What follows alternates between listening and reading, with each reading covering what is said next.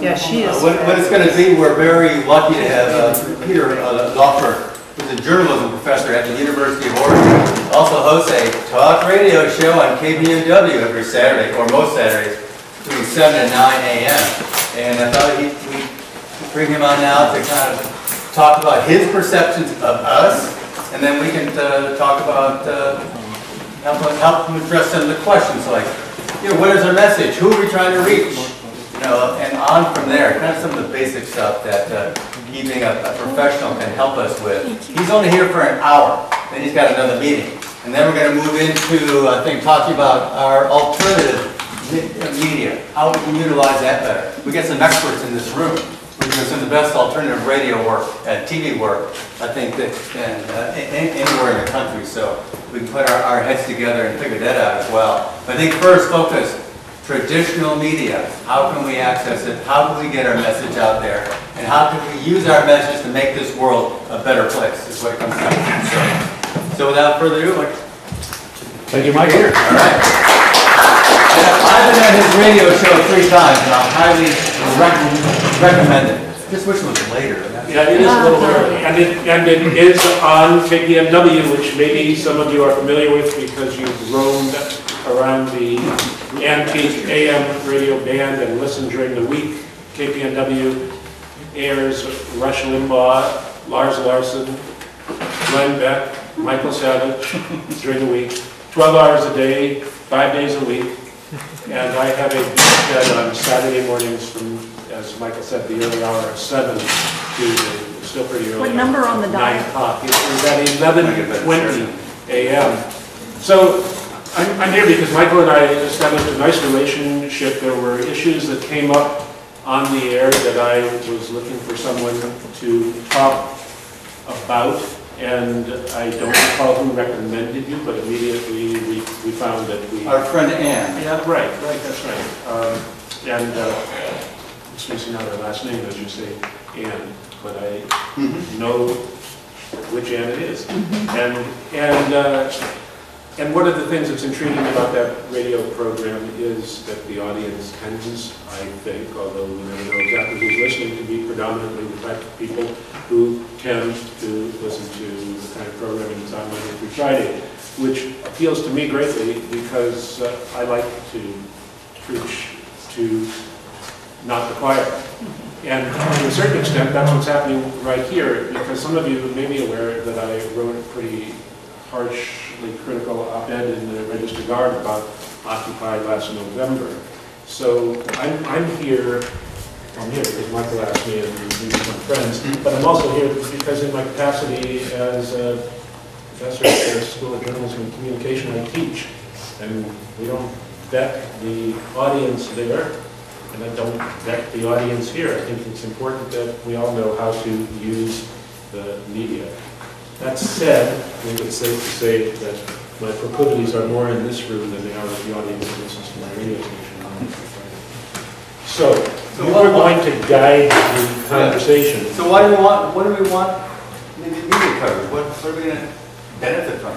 Well, you all know that, and that is that in this society, we pretty much live through the media. And if we quietly sit in this room or even march down the street, it's not going to have the multiplier effect that media create. And you guys have been on the receiving end of plenty of less than productive media coverage for you. I think that's safe to say, you here and also Occupy around the country, even though the media have been cleverly and productively manipulated overall by Occupy.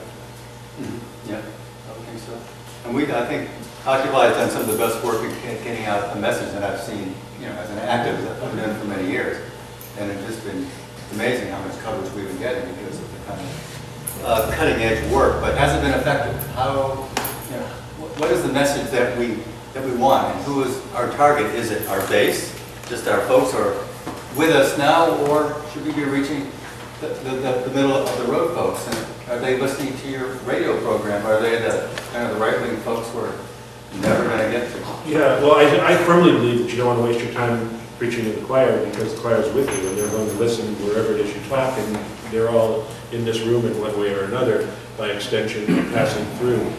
Your challenge, and that's not just you, anyone's challenge is using the media for the most part, I believe the news media, is to communicate with those that aren't already engaged, or if you're trying to make a change that haven't joined or even become aware of what it is you're trying to do.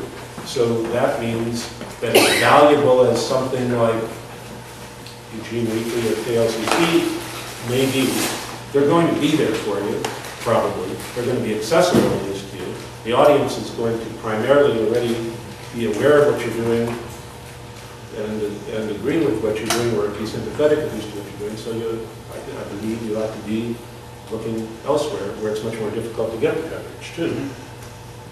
And I thought what we do in a couple minutes is do some mock interviews based on the programs we have. Some of you like foreclosures, Bank of America, and the homeless village idea. So I think we all need to be prepared. We've got these programs have been great, but how do we talk about them? Not just in a theoretical way, in a way that actually going to benefit us coming down the weeks and months ahead. But also, it's not just me asking questions here. Before we do that, how about some questions? Anyone else have questions for? And let me run through just three things that we talked about on the telephone, that in terms of access. Talk radio primarily, but talk in general, interview and op-eds. And this may be stuff that you've already gone over before, and if you know, and stop me if it is. But if you look at talk radio, whether it's local or regional, this Lars Larson's program, for example, is a Pacific Northwest regional program that's on the noon to 3 on KPNW. There are talk programs of one type or another all over the place. As you know, there are tricks to getting on the air. And we can just talk about a few of them, and I'll give you the idea of how to accomplish that if you want to. First of all, if you listen carefully to the talk radio shows, the announcers are very clever and skilled at making it sound like they are inundated with calls.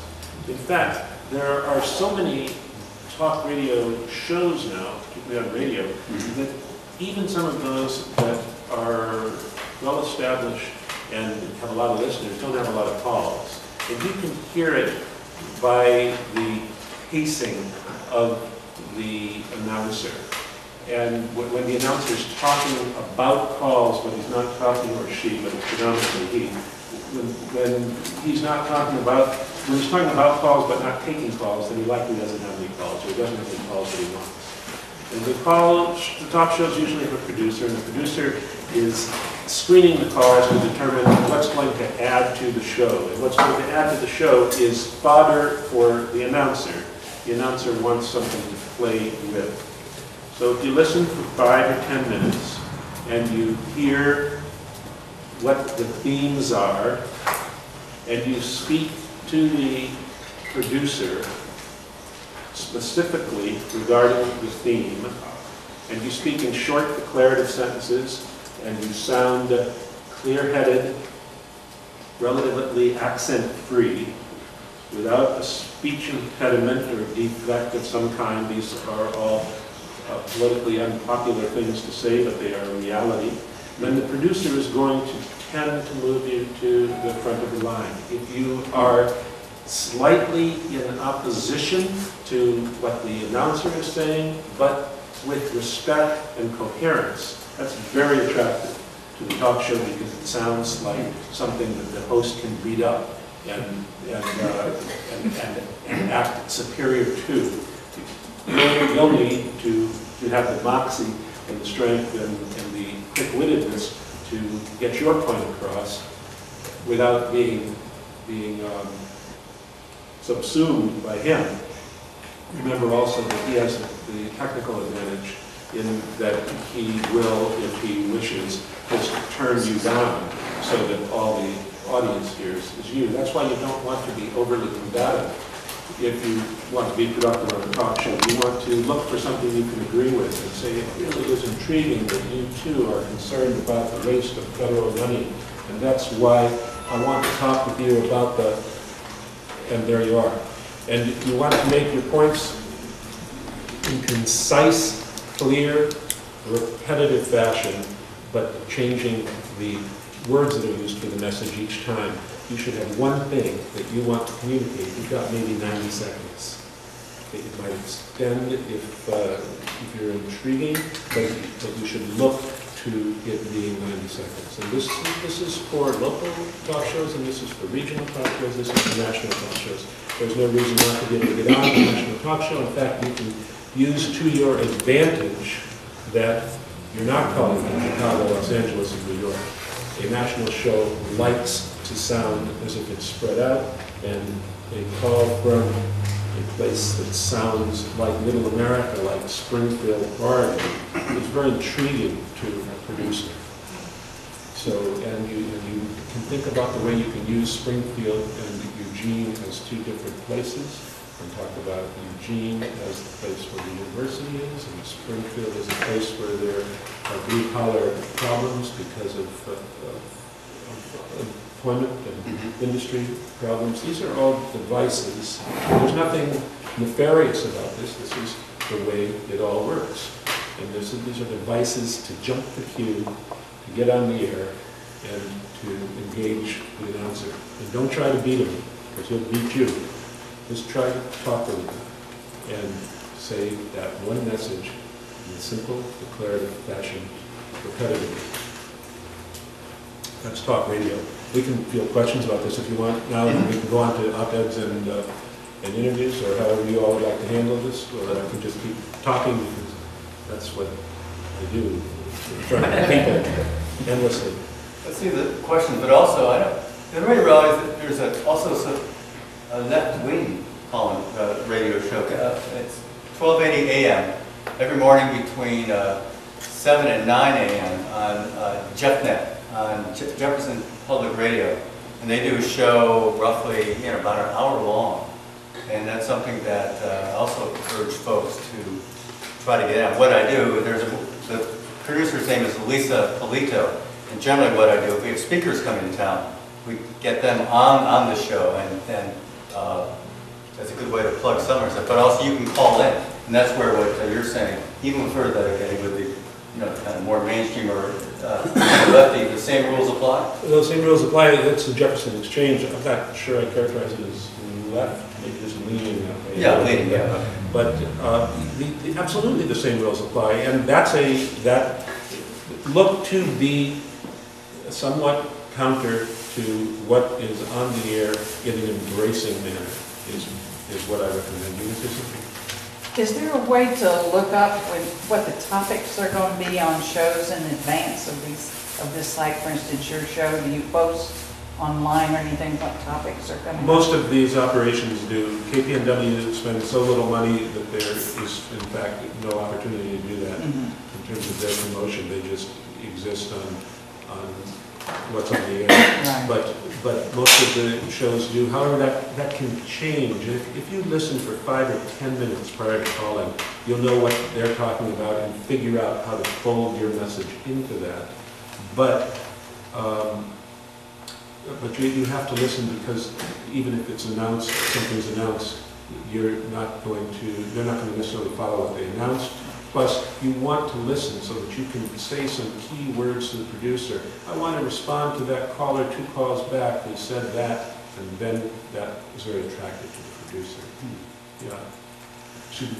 Yeah, so you list a bunch of different kinds of media behind you.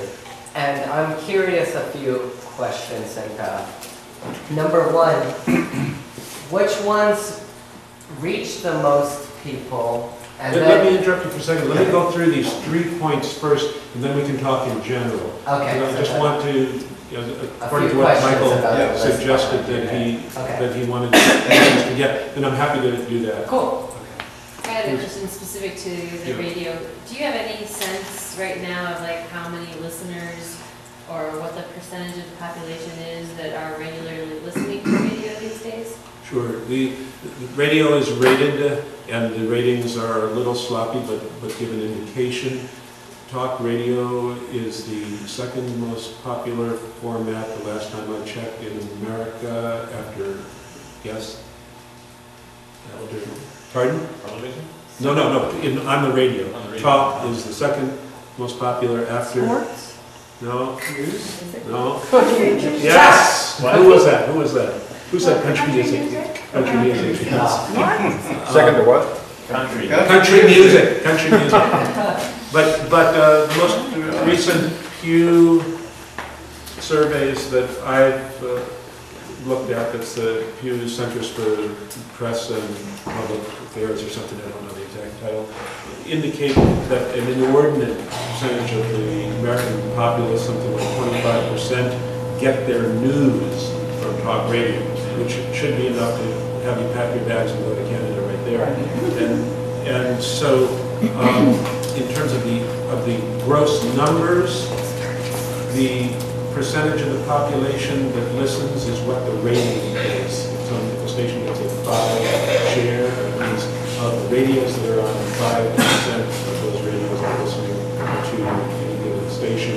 I'm not familiar with the ratings here yet, but in San Francisco, for example, the dominant talk station gets about a 5 share. KQED, which is the public station, is a very strong talk show, local talk show, gets about a 5 share. So you are on a well-rated station here, then you're probably getting about 5% of the people who are listening to the rating, not the gross population. Yes. On any particular issue, do producers keep score of the number of calls they get pro or con?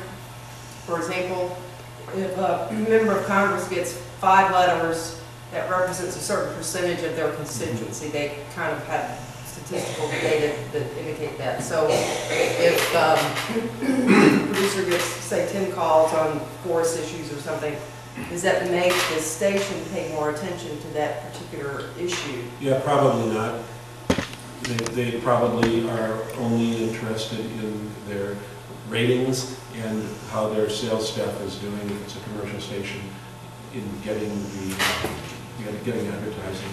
If it's a public station, maybe they are possibly looking at that, but there's not a lot of attention given to the calls. What's interesting about the way the calls skew is if there are 3, 4, 5 calls that are all saying yes, yes, yes to an issue that's on, and if you say no, you're more apt to get on next, just from the entertainment value of contrary opinion. But as skeptical and cynical as it may sound, the interest is not in the message as much as raising the profile of the host in order to gain ratings points and so on. Oh, sure, yeah. Yeah, we seem to have a fragmented media environment. I mean, even getting on the front page of the Register Guard doesn't really penetrate like it used to back in the 20th century. Should we be trying to identify different media in terms of who we want to reach most effectively? Yeah, absolutely, and that's I think what Michael was alluding to. Who is it you want to reach? It seems to me you want to reach those that you're not reaching or that don't agree with you. Those are the 2 groups. And you're absolutely right. You can't. That's why these rating shares, 5 looks good now. A generation ago, that would be a 25 share. Yes. And on radio with a talk show. And so you have to choose where you want to be and how you're going to form your messaging and push your energy in terms of those kinds of audiences. So if you get something like an outlet in the Register Guard, there may be a small percentage of people listening, reading the Register Guard compared to with a generation ago. But then there is the multiplier effect of the fact that it is online, and internally you can use that to push out the URL, which will get people to look at it who aren't even in the neighborhood or are in the neighborhood and don't read the paper. That's the way I believe this has to be looked at in the current environment. When there's a talk show that you're kind of a different opinion of the majority of the people listening.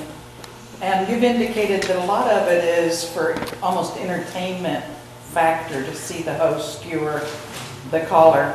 Do you think in that environment it's very likely that we'll actually be able to reach the listeners in a mood where they might hear what they're saying, or are they just looking for the... It's a critical question, and the answer is largely in your stamina and your skill. And for example, I wrote a book a few years ago called Wetback Nation that calls for the opening of the border between the United States and Mexico for migration either way. And was invited on Bill O'Reilly's show to talk about it. And I said I don't desire to do that because I figured exactly what you're talking about would happen. And my publisher said that there are 20 million viewers and you're going to, there's nothing. Skewer or not. Exactly. So I hired a colleague of mine who was a former CBS correspondent, and he ran me through day after day. He acted the role of O'Reilly. I watched a nauseating number of O'Reilly programs to get a sense of what this was like. And I read essays that were written by people who had been on it, as you say, skewered, to try to give myself a chance at it. Everything down to the costume I wore, I think, was this bald, pasty-faced suit and tie guy, and so I wore a sweater and a beard, and I knew that when the two of us were on, there would be the counterpoint. That's a lot of effort, but there are 20 million people watching, and it's a chance to sell those. So depending on how much homework you want to do, you can save yourself from being a skewer, because they're very good. I know. But the bulk of my broadcasting career, or much of it, has been in talk radio. I know how good we are, and I would hope that many people, and myself included, look at the public service aspect of what we do as broadcasters. But we also need to get those ratings points, and we have huge egos, so that you guys potentially are the victims of that. Okay, the second note that we had was interview. And here is, so if you are the interviewee, what are you going to do to get your message across? And one of the things that you can do, if you wish to, if you think that it's a reasonable thing to do, these are moral and ethical questions that you have to answer for yourself, obviously. But if somebody asks you a question, who is a reporter, you can do what a lot of politicians do, which is you don't answer the question that you're asked, you answer with your message. And that is something that works most of the time. You can run into a reporter who will say to you, that's not what I asked you. But you'll be shocked and dismayed and amused and perhaps pleased to find out that that is likely going to be a rare occurrence. And the way that you make that happen is, I'm going to run into my mind while I'm saying this. Is this a reasonable thing to be teaching anybody? But of course it is, and I write about this, and I teach it at the university, and I probably would make the same speech at the Young Republicans Club. I think that this is information, and that society it's only advantageous for society for people to know all this stuff and be able to practice this stuff.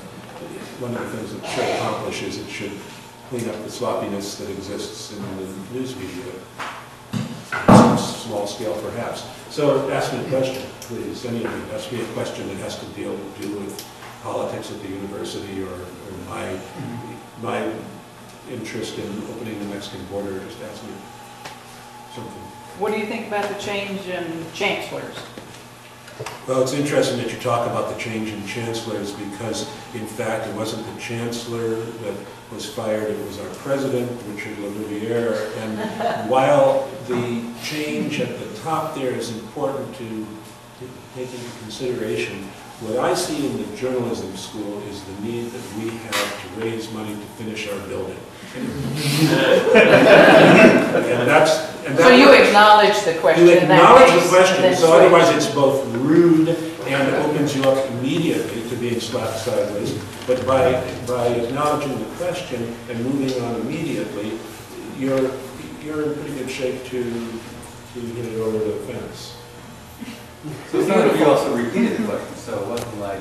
Right, I'm there with you, my arm's around you, I say what it is that I want to say. And you're scribbling in your notebook, and you've got a deadline, and you've got a family to go home to, and you need a quote.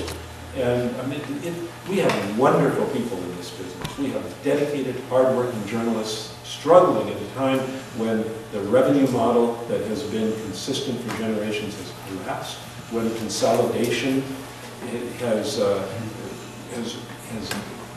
minimized, one could say, the jobs out there. And in the midst of all of that, people who are worried about their very existence are struggling to do a good job as journalists. We are, as you all know, critical to functioning democracy.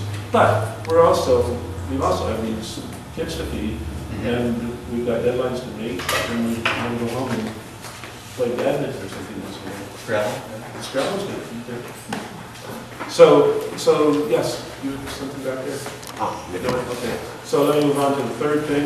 Lauren had a question. Well, I'll ask you a question that a lot of us get as occupiers from the mainstream media or right-leaning people. And this is relating to the homeless village or occupational work on trying to get housing for homeless people. And the question is, well, by building them a shelter or, giving them these services, aren't you just making Eugene more attractive for homeless people so that more of them will want to come here?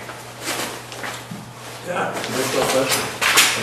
And I'm not in a position to feed you back your answer. What I can tell you is how to construct a relationship that gives you an opportunity to get your message across. You have to know what the answer is to that question. You study this and you have to have it.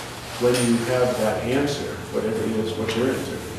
Well, usually I say, no, it doesn't make it more attractive to give people a legal place to sleep. This is a town of 150,000 people. There should be more than one religious-based shelter that can sleep 200 people. Something like that. Yeah, But it's not and exactly. so whatever your answer is, and again, that's not my role or what I see my role here tonight is to give you that kind of advice. But whatever your answer is, if you acknowledge that question, if you say, certainly that is something for us all to think about. Just as during the Depression, there were more hobos in Santa Barbara than in Duluth because the winters were even easier in Santa Barbara. If you move it away from being just a dichotomy, and then you are in a position to be able to talk to the nuances. It's a difficult question because there's some truth to the question. If there is an accommodating scene in one place and a hostile scene in another place, the place with the accommodating scene is likely going to be more attractive by definition. If you have a reality like that, the way to deal with it is to acknowledge it in your analysis and then to move on to the points that you have that you think are constructive about why there should be help. But to be combative when you don't really have a strong position to be combative from is probably not going to do you much good. So would it not be advantageous to come up with a positive spin on the likely questions? You mean as an exercise for you guys? Well, for instance, with that question, Yeah. to think about what all the positives would be if more homeless came in. For instance, if the homeless people coming in were becoming people in homes and getting jobs and becoming educated. If you can make that argument in a way that communicates and ends up in a positive position in the news media, you'll be a hero in history. Less Yeah. homeless people. Right.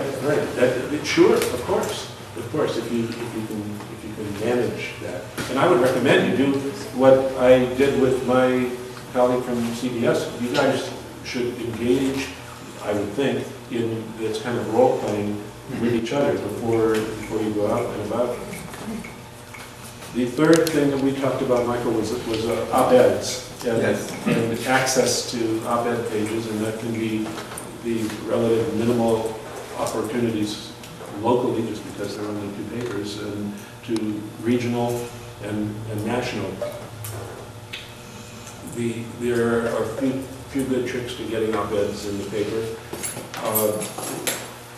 Having some sort of authority based on your profession or your affiliations or your experience is critical to jumping the line again there. Pegging it on something that's in the news so that it has currency and recency, and looking for material that hasn't been there before, again, much like a talk show, that's in contradiction to the norm in the paper. So if you look at the Wall Street Journal, for example, which has a notorious right-leaning editorial page, something that's well crafted, that comes from the heartland, which we basically are an example of heartland here, and that is written by someone with credentials, would have a surprising advantage in the line of people that are trying to get into the Wall Street Journal. Similarly, if you look regionally, if you want to get into the paper for whatever your reasons may be, that's in Medford or Roseburg or Corvallis, if you look for something that's happening there that is germane to your issue, so that you're pegging it to something that's going on regionally, that bumps up your opportunity. Write tight, 600 words around is a good place to shoot, and again, with simple, declarative sentences where the point is made, where you're not falling prey to the kind of language that sounds like jargon or jingoistic to your cause, and you can't be easily pigeonholed as that's them again, when you made it. Those are the kinds of things that can move you into the op-ed page. Anyway, this group or the Young Republicans that I'll be talking to at 8:30. I think I want to hear more about that in a minute, but I didn't quite get what you said about pegging it to a town, like we from Eugene. Well, you don't have to be from Eugene necessarily. Whatever your profession is, if you're a lawyer, a policeman, or whatever you may be, and then you write the piece, you don't have to be geographically placed necessarily, but you know that something's going on in Roseburg, in the news, that speaks to what it is you want to opine about, then by inserting that, if you've got 600 words and 50 of them put your point into context relating to the local issue, then that will likely get you in place. For example, the op-ed that I wrote, critical of the Occupy movement, was oriented toward Oakland, where I lived and worked. But I wrote it for the Register Guard, and I was going to bring it and pass it out, and my wife told me not to because it would cause trouble. So I listened to her. But at any rate, there was a line in there of some kind that localized it. So I was able to write about Oakland, but get them to feel comfortable about it because it was localized in some manner. So you're saying pick a town in the region that the paper is relevant to. Yes. Excuse me for not being clear. Yes, sir. So you think if you write 600 words and you write with succinct, deaf language, that you have, how likely do you think it is that you Well, the process under ideal circumstances is that you come up with your idea and you write to the editor, and the editor ignores you, so you write to him again or her, and she ignores you again. And you pick up the phone and you call her, and she doesn't take the call. This is all a normal scenario. And you're persistent, and by the 4th or 5th time, she decides, okay, I'll talk to this guy. And then you say, very focused, I am blank, and I want to write an op-ed for you about blank because blank. So you actually get permission before You don't write get it. permission, you get her paying attention, and then you say to her, to him, so, I've got this thing and it's almost finished, I'm going to send it to you tomorrow, if that's okay with you. Well, she doesn't care, sure, send it to me. Then the day after you send it, you say, I want to make sure that arrived. Is that the kind of thing you're looking for? All of these things accelerate your odds of making contact and getting something that in there that will work for them. Is there something you'd like me to adjust there? Would you rather have it 500 words or 750 words? These kinds of customizing questions. And then even if she or he says, we're not going to use this, you say, well, let me keep your number on, if it's okay with you, and if something else comes up that I'm passionate about, I'm going to write another one. Nobody's going to say no to that, because there's no cost to them, and they don't know what they might be missing. And that allows you to establish a relationship that can move into a working relationship. So the reality is that it's a process that requires some tenacity.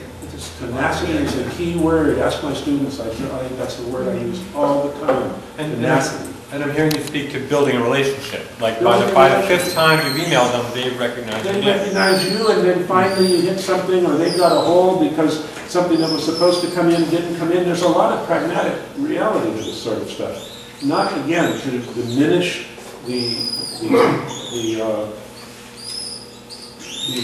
dedication that's out there in the business for accomplishing important journalism. There's a lot of pragmatism out there. So I wanted to go back to Plato's question, which I think was, with a limited amount of volunteer time, what's our most effective outlet? Yeah, in terms of accessibility and like popularity, if you were to chart it on a graph. We may not have it all up there. Or just the three you spoke about.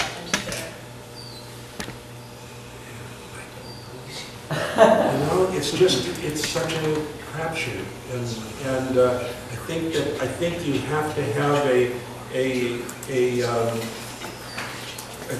smorgasbord, and you have to be pushing back and forth in different places, and then try to judge what the responses have been and how you feel about the value and the penetration. And when I was on The Daily Show, I watched my book sales spike on Amazon. Well, that's a pretty good indication I should try to get back on The Daily Show. And you can tell, you ought to be able to tell in some way. You can ask around also when you do different things. But I can't really look at that list and say, this is going to be better for you than that. Just look for what works for your specific situation. And given what you're trying to do, you should be all over the place. And a lot of the stuff can be multitasked. You write the op-ed, and it can be the script that you use on the talk radio. You're not wasting time. Yeah. So communicating to various audiences, because a person who's a journalism savvy knows that different groups of people hear the same information in extraordinarily different ways. I'm sure you're familiar with the work of George Lakoff, the political crime, don't think of that elephant. And I mean, there are sort of two divisions of the college Republicans who love your work and us occupied people, and that is whatever you're writing, whatever medium you're using, how to communicate effectively in a way that your message is actually heard by sort of the people across the bow, if you will, in some meaningful way. Are there books or references that you would recommend? Well, I think it's more visceral. There certainly are undoubtedly books and references out there, but an example would be, I had a guest on my radio show on Saturday from UNESCO. And UNESCO, as you may know, is not getting its U.S. dues, which is 20% or 22% of its budget, because UNESCO has recognized Palestine. And so he came on and he said, he's an American citizen, works for UNESCO. He said, I'm really, something like, I'm really proud to be working for UNESCO because I'm an American, and we're the best country in the world. And I said, well, wait a minute, the best country in the world, aren't we at least good among equals? And he said, no, we are the best country in the world. And then during the commercial break, he said to me, he didn't suggest that he was not saying what he believed, but he said he felt that this, with the audience that I have at that radio station, that this would make it easier for him to talk about the values of working with the United Nations and the United Nations organizations for an audience that would naturally rail against, he thinks, the United Nations, because that makes it more difficult for them to be in opposition to him, since he also thinks America is the best country in the world. So that's the kind of technique. I use that to some extent with the Bill O'Reilly show by saying at the top of it, you and I, Bill, can both agree that the U.S.-Mexico border is out of control, it's broken, it's chaos, and it's no good for any of us. Well, even Bill O'Reilly can't argue with that. And so that kind of an approach, looking for an equalizer, and I don't know any of you guys except Michael, but I lived, I met my wife, and we lived for a long time in an old mining town in Nevada, which was about made up of half urban refugees from San Francisco and about half redneck cowboys, for want of a better term. And we had to find ways to come together on issues that were crucial to the community. And I think that can help you when you're dealing with these audiences and venues that would tend to be opposed to what you're thinking. Maybe even jettison the name Occupy when you pick up the telephone. You know, you don't need to be from Occupy. Yeah. Yeah. We've been putting a lot of energy recently into putting out a newsletter, I guess I'm most interested in hearing about that, but also you've probably heard in Occupy TV and some radio. What do you think the effectiveness of that is, or given that we are doing it, what's the most effective way to make use of that? Where does the newsletter go? Can you speak to that? We've got about 10 or 12 different locations in town where we distribute it, and we're thinking about expanding that. What are those locations right We've now? got about 500 different copies. This is only our third. Hard copy, printed copy? Yes. Is it? It's also online. It's also online. It's also translated in Spanish. Great. So how come I live here and work at the university and don't know that? Right? Good question. Yeah. We haven't taken it to the university yet because we really want to have copies. But that is our plan, if we go to newsprint and move it up, like we're at about 500 now, move it up to 2,000. But still, how come I read the Register Guard and the Eugene Weekly and I listen to KLCC and I don't know that this exists? Well, the Eugene Weekly has covered it. Okay, my fault maybe. But what is your suggestion?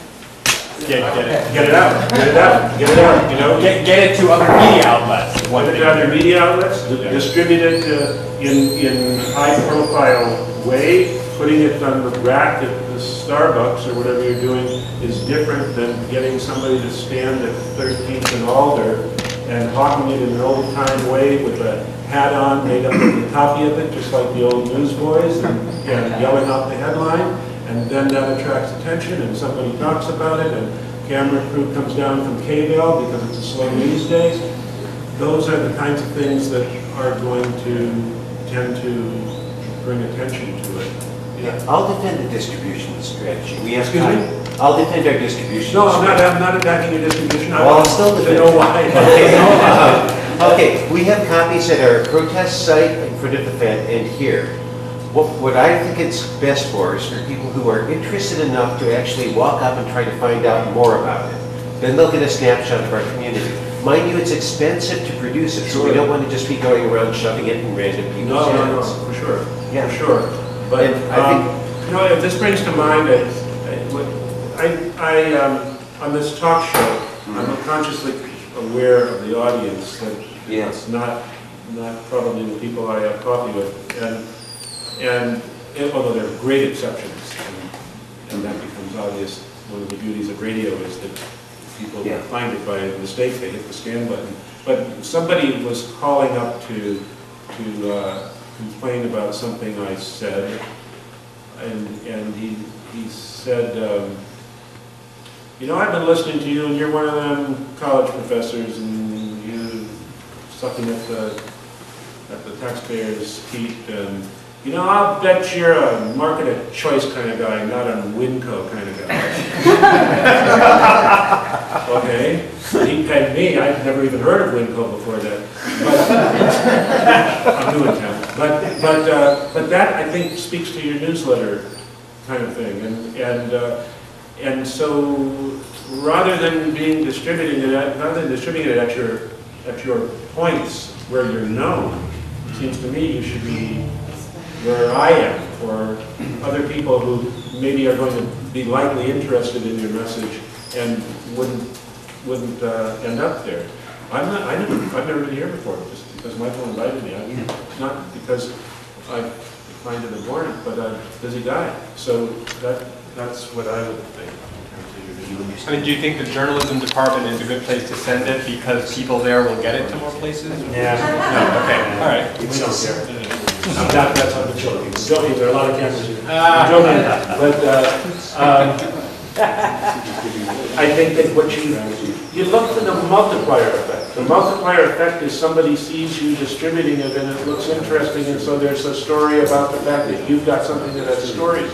Well, that's what came to my mind when you said, as a newsboy, we could actually have a whole action where we have a press release about it, and we have dozens of us out in the street at the same time doing it, and hopefully some of the local media decide that's the Or story. you don't have a press release, so they think they discovered it. But you do it in a way where you're likely to be discovered. We don't like to be manipulated, so if you're going to manipulate us, you should manipulate us in a way we don't think we're being manipulated. What's the honor of reading this? I will most pleased, thank you very much. I'm sorry, I see you. A friend recommended a way to get on that's undastardly, which is to use connections and do name dropping in order to get onto op-ed. Would you recommend In order that? to get in what I'm talking about? To get a written article on op-ed. What do you mean dastardly? Well, that seems a little, to do name dropping and things like that. What do you mean by name dropping? Well, my buddy Pat Sorensen said blah, blah, blah, and he recommended I send this to you to... Well, if your buddy Pat is really Pat Sorensen and he really did say that, or Pete, or whatever his name is, if he really did say that, then that's not dastardly. Yeah, do it. That's the way it works. My buddy Ann told me to get a hold of Michael, put him on my talk show. Okay. But Oh, it's yeah. an effective way, it's not just... Can be, depending, if it's, as long as it's not smarmy. I mean, my recommendations are, I hope clear from what I've said this past however long it's been, is that we act, all of us, not just in this room, including the young Republicans and everything in between, we act in a creative, clever, skillful, ethical, morally appropriate manner to do everything we can to make the changes. This is what may I write on the board? Yes. This is the Venn diagram that I use in the classroom for my students. Why are we journalists? To make money, to have fun, and to change the world. It's that simple. And I think that's kind of what we all ought to be doing all the time. And that's all in a morally and ethically appropriate manner, where we aren't lying and cheating and stabbing each other in the back, because we couldn't be having fun if we did that. And there it is. Well, Then it's 7:30. Yeah, so what time you gotta go?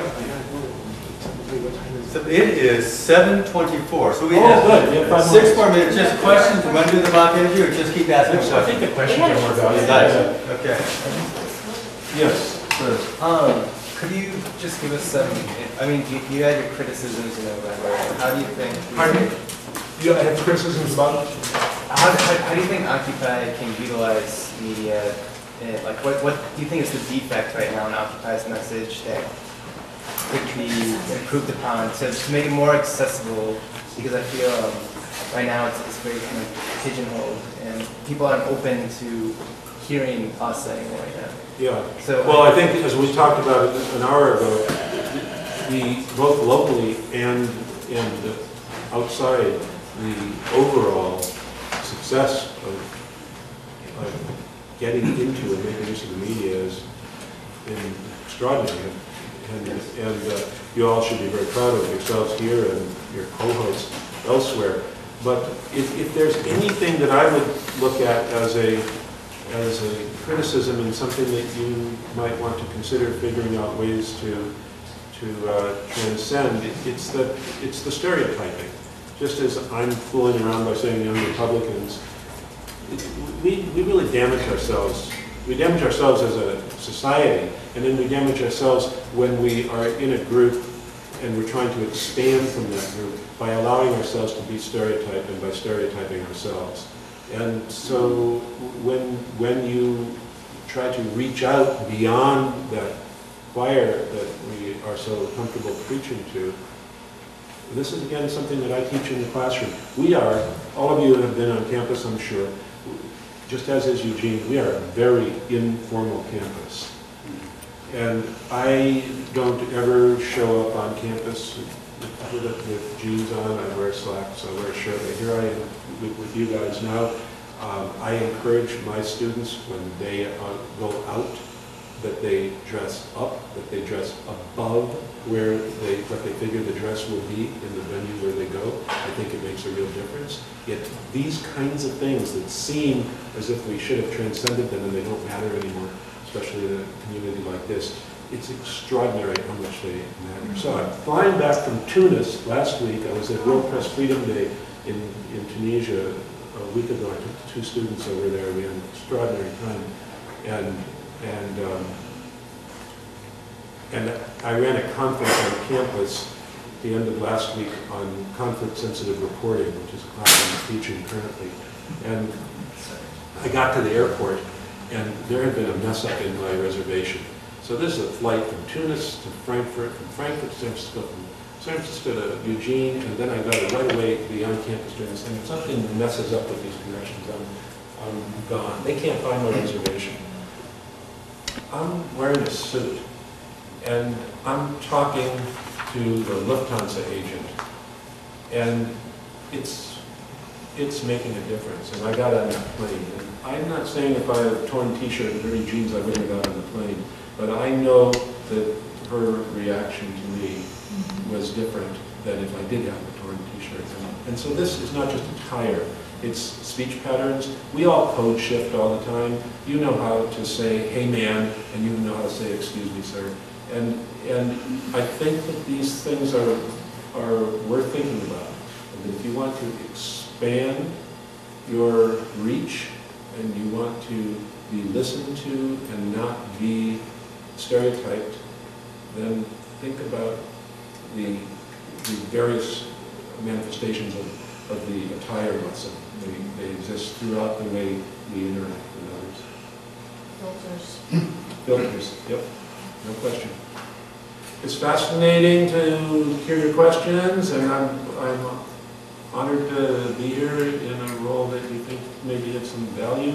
And I don't have to tell you how, speaking of code shifting, groovy this dude is. Thank you for coming.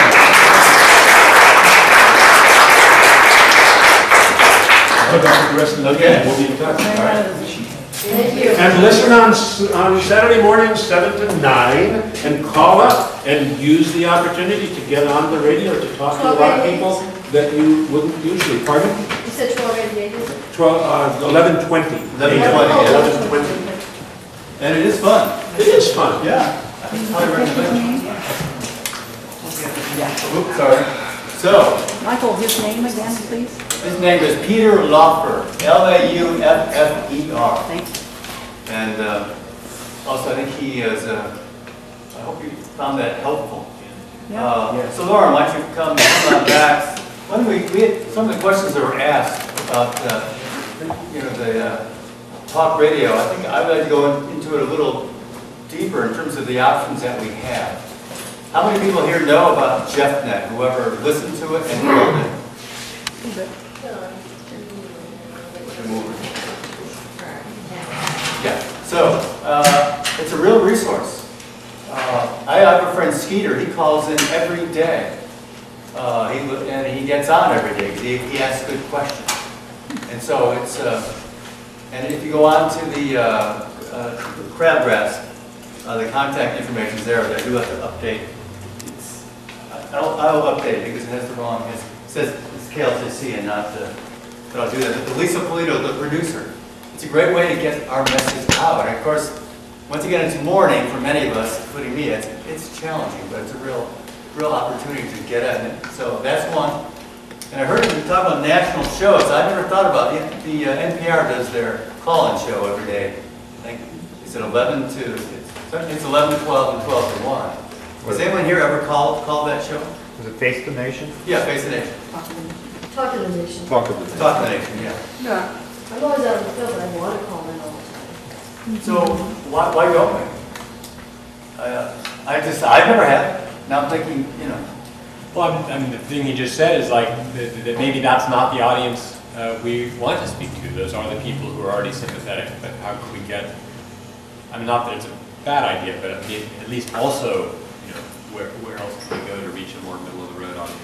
Well, do people listen to Think Out Loud from 9 to 10 on OPB? I've done some more of it now. They changed. Yeah, Dave Miller, he does a fantastic job of interviewing, and I love the way they introduce it as a conversation. Can you tell a little more about Think Out Loud, what it is? Okay, Think Out Loud comes on what is it, 1600 a.m. Yeah. 9 a.m. to 10. And he introduces conversations about very controversial issues. Mm-hmm. And so you don't have people arguing, but you have people really thinking and talking and addressing sincere points of view. So I just, and people call in, and I just love that show. I listen to it every day. And on the show, we have Betty Taylor and her opponent. Yeah, they one just time interviewed with them. Ballier around the show. I was really surprised. I thought, they just do Portland area news. No. Well, guess what? That's not the case. So if they cover the Eugene City Council, why can't they cover Occupy Eugene? They had Tim Geithner, Portland City Council, and he asked them some really very challenging questions. It was great. And that's, you can podcast all those shows as well. What other shows are there? Any other shows that people listen to in radio that we need to know about? For example, KLCC just changed. They used to have the local show every day at 4. They changed it. Now it's noon. And we do have a KLCC employee right here in front of us to maybe tell us, how can we get on? I have not been successful with it. It's changed. I always had, KLCC every day, 4 o'clock. I've not been able to make that shift. But it's still an opportunity to get on there, even though it's 15 minutes. Well, yeah, I mean, What do you suggest?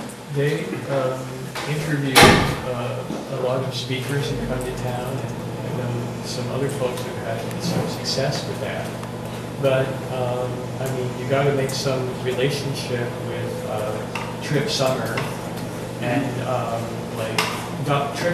Trip Summer and Don Hyde are the 2 gatekeepers there. So they determine what gets on. Sometimes they're on vacation, so that they have, there's Angela Kellner in the evening, and right now they're doing an expanded news at noon, quote unquote. So it's like maybe 15 minutes, 20 minutes at noon. And so, but the best way to do it is to, send in your PSAs. You have to learn how to write a good PSA. So you fax it into the fax number, and or you can email. That's what I do. Or else you can email. Yeah. And to KLCC News.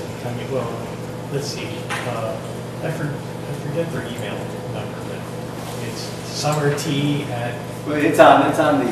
There's a Occupy on there. Crabgrass has that. Yeah, we have a media page listing all of the media contacts effectively. Do you guys know how to write effective PSAs? You want to hear some tips? I brought some Yeah. tips. Yeah, sure. And if you could email us, too, we can put it up on the Yeah. website. So, first of all, one thing you need to understand is news values, you know. And there's 7 of them that journalists use. Okay.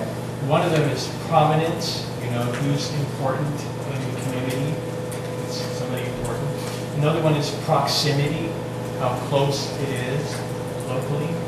Currency, you know, how current the event is, or other people talking about it.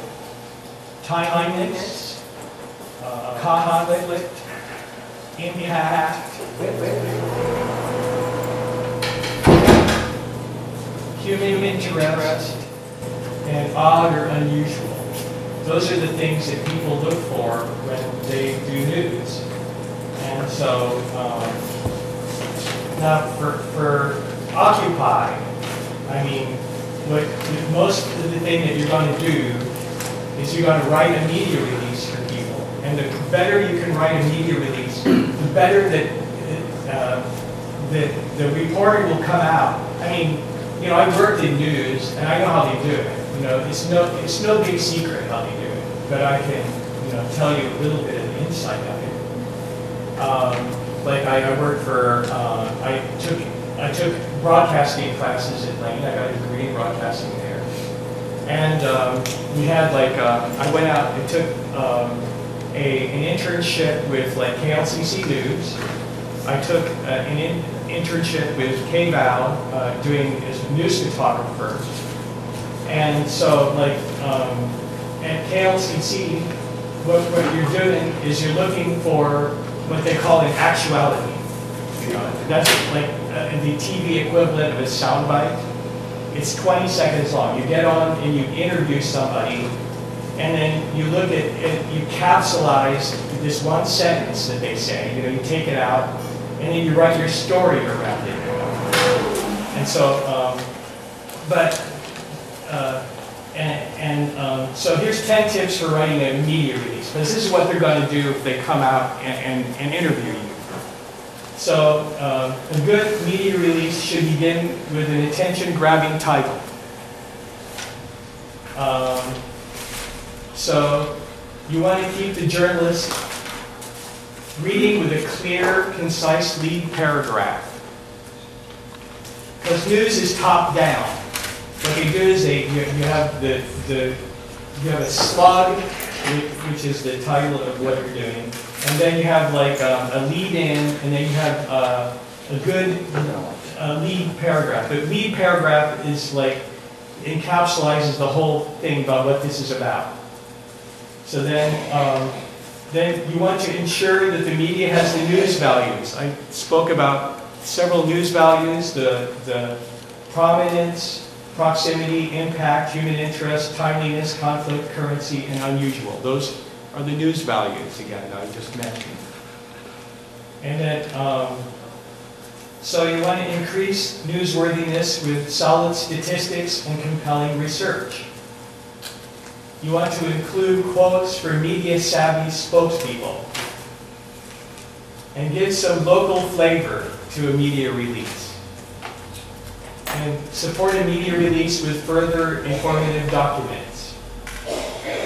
And communicate information in language that everyone can understand. And time media release distribution strategically. Follow up a media release with a phone call. So, that's a question for you. Yeah, keep going, man. You want to be able to have somebody be a spokesperson. They like that. Somebody come out, because they're going to come out and they're going to get the soundbite from somebody. They're going to interview somebody and they want to have a soundbite. So how about we do a mock interview right now where you're going to interview someone in the audience. So see if they come up with a soundbite, and then you can talk about whether it was effective or not. Well, soundbite is something that you really kind of have to think about. Well, what I'm suggesting, if we have some program here, like someone from the Bank of America or foreclosures, they've been thinking about stuff. So anyone from either of those two campaigns want to come up and do a mock interview? Sue will do it. What's that? I will. You will, okay, come on up. Okay, you come up here? All right, let me get it. Here's our journalist right over here, so it's on KLCC, and you're doing the Bank of America or foreclosure? Or you could do medical center. I might Medical help tent. you. Okay, because medical is something we do, I've got media coverage about, so. Yeah. Okay, Ask her some tricky questions though. well, I don't know, this is really not my skill level. or you want me, I can, But, or we can ask a question. sure, I mean, basically what they want to know is, they're going to ask you your name, and then, like, and then, they're going to want to know what, you're going to ask you what you're doing. Well, they ask, a good release has to have 5 other things. You have to know who, what, where, when, why, and how. So these are very important to stick in a news release that you fax to the people. Or you know, yeah. So that they know. They want to know how to spell your name, who you are, what your title is. Now, this is what kind of blows the whole water with, because Occupy doesn't have any organizers, and everybody's equal, and they don't have any spokespeople. So Well, actually, there are spokes, different programs now. So it's important to have the spokespeople, because that's, who they go to. They want to know who's in charge or ahead of this action, or who organized it, because they're the ones who's going to be most literate in saying what's going on. Otherwise, if they come out, they're going to do what they, first of all, they ignored Occupy for the longest time.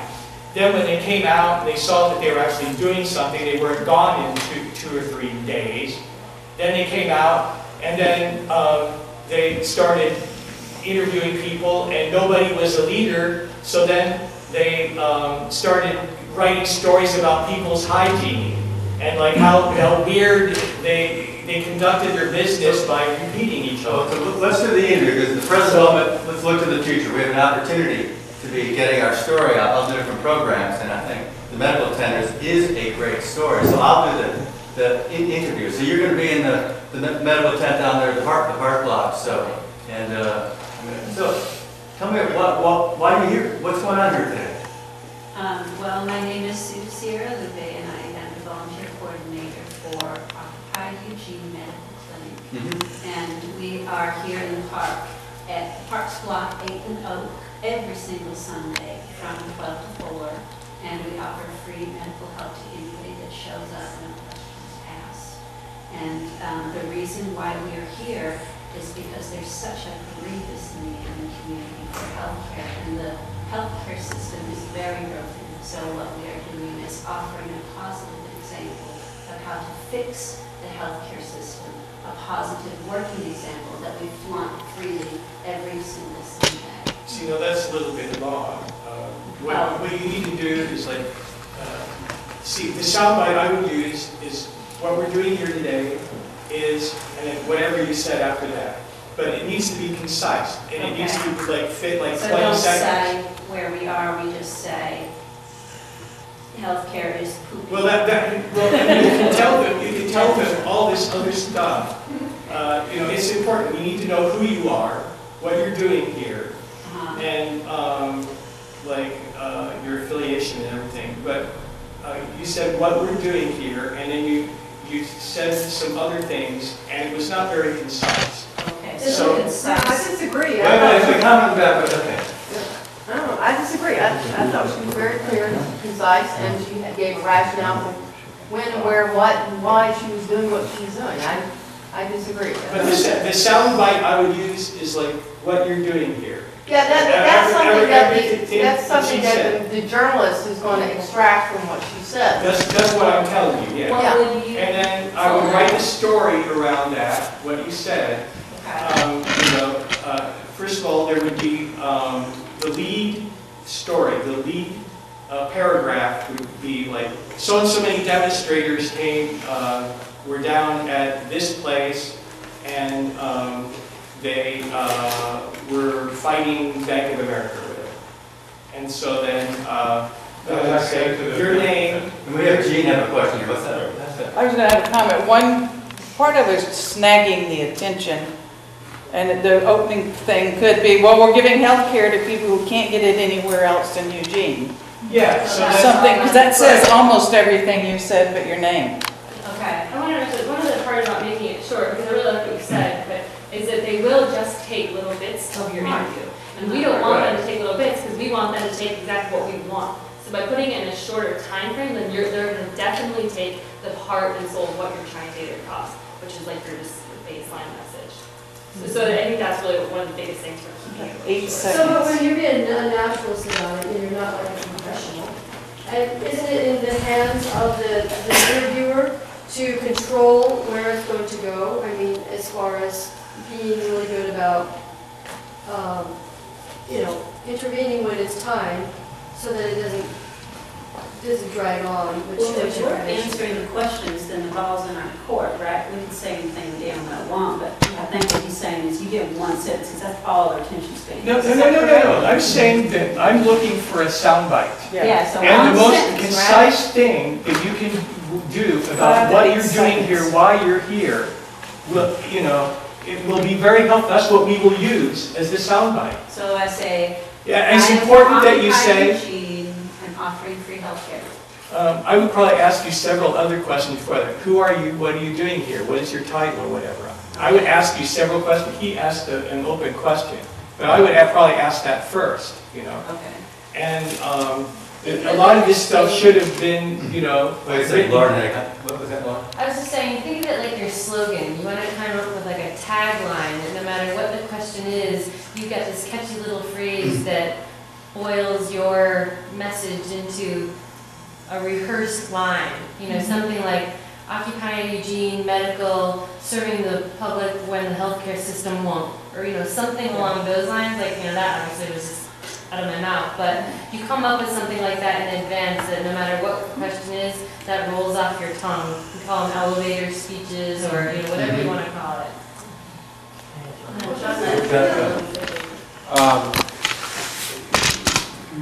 Kind of what she was saying, but it's just like, what my takeaway from Peter's thing is like, don't worry about what the journalist is trying to get. Half the message you're trying, it's your chance to, repeat as many times as possible whatever that thing is, and make it catchy, whatever. Like, in this context, I would think something like, we're letting Americans down. Our healthcare system is letting Americans down. It's killing them.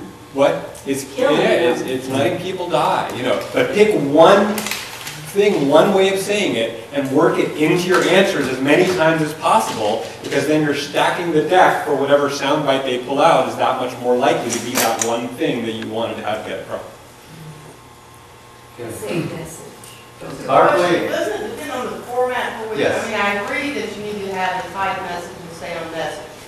But if you're being interviewed by KLCC for an hour format, her response, Michael said, I'm from KLCC, so I'm going to give a different response than if I were from, if Michael said, hi, I'm from KBL, I'm your happy news agent, blah, blah, blah, blah. I know I'm on Soundbite TV. They've got 20 seconds, that's their format, so you got to work to the format. So I don't see that, I think it depends on with whom you're communicating.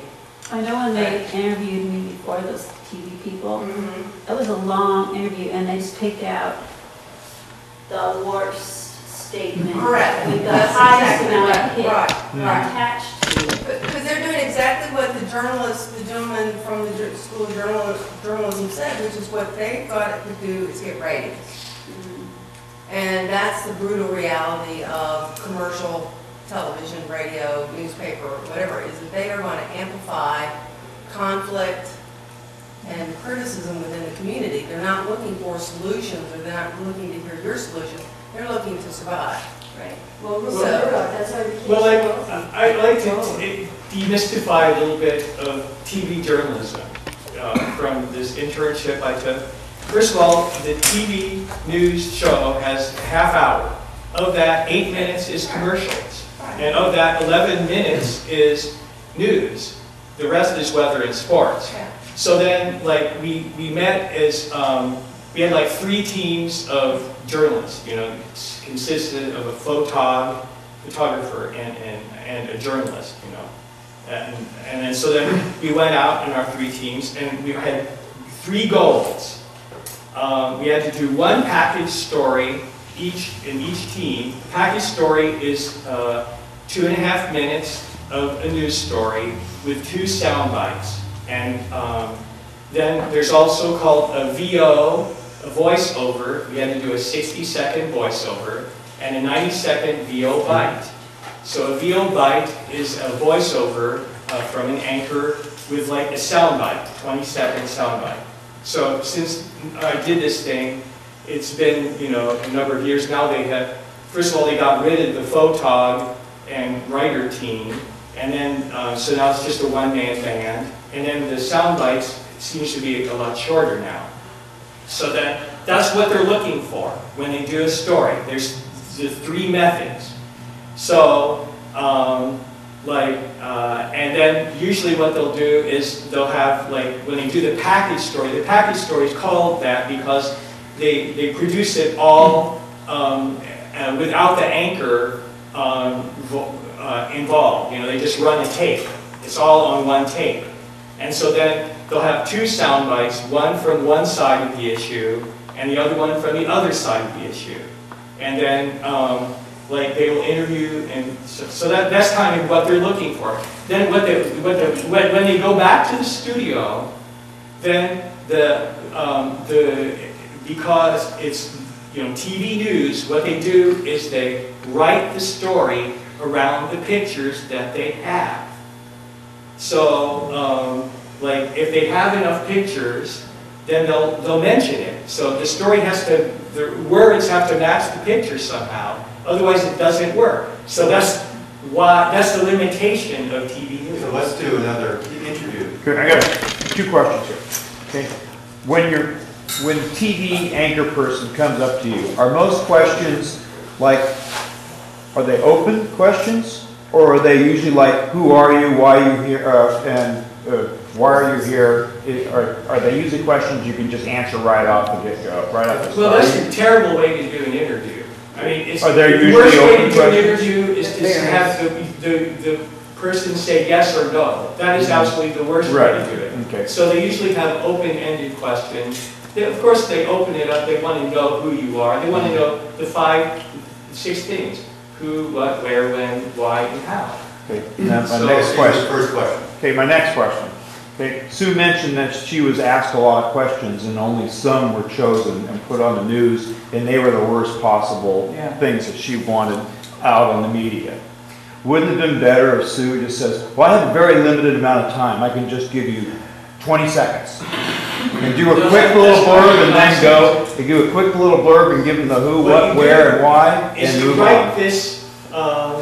You write your press release and you write it the way you want it read. And you know, a lot of people, a lot of public relations people do this technique. And what they want and they're looking for is that the journalist is not going to do their job. They want the easiest thing to do, and so they will do it just as it's written, you know. And so, I mean, so is that a good approach? Yes, it's a great approach. If you want to learn to do public relations, if you want to have them put out the story that you want, you write it the way that you would like to have it read. And you do a little bit of effort into it. You learn a little bit of news journalism. You learn that, first of all, it's top down. The most important stuff is at the top. The least important stuff is at the bottom. So that you write out your slug, you write out your lead paragraph, your lead sentence, and make it as, you know, fill it as much as possible with what is going on, and then you write about who, what, where, when, why, how, and you write using the why it's of interest. You use it with Let's do another interview. And Lauren.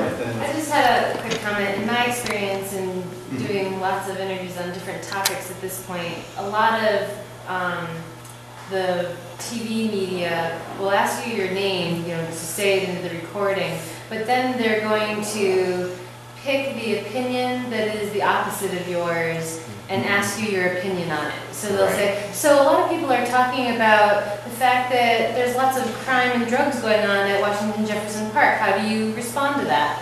You know, so you always have to be prepared for the worst possible question to be able to spin it around and put a positive glow on it. Yeah. And in like committees or in getting ready for press releases, probably one of the best things you can do is ask your friends and colleagues to think of what is the worst question you could ever be asked and practice answering that one. So why don't we do some tests around the homeless camp idea? Maybe Eugene could be our test trial around that. Or Anne. Anne's here too. No.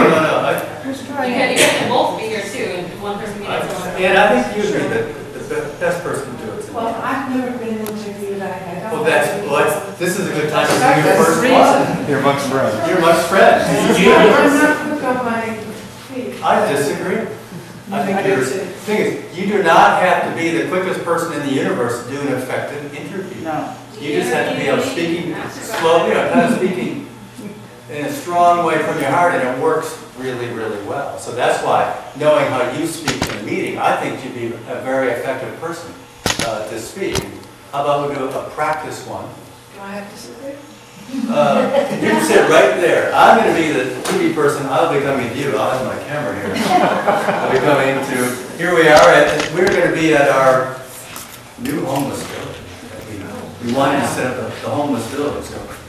So I hear there's going to be a new Occupy camp here in Eugene. We're going to have the homeless people be able to just hang out here. No, there were problems before. Aren't there going to be problems again?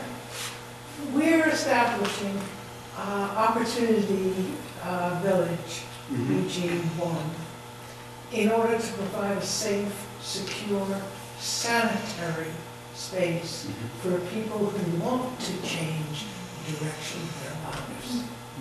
Now that is a really good soundbite. I would use that one right there. Thank you. You say that over and over and over and over. That was very precise. Yeah. And very from your heart. Yeah. Yes. Nicely done, yes. So now what would someone say if they asked you, what would you say about people that are saying we shouldn't be spending tax dollars on this, Digny Village, or what is it? Opportunity Village 1, Eugene.